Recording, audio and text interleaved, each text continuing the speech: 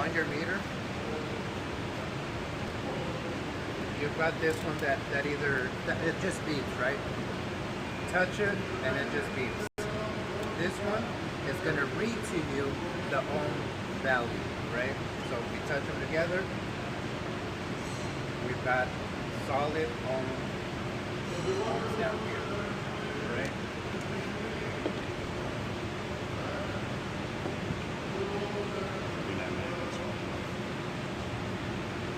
So that's regular ohms right there, right?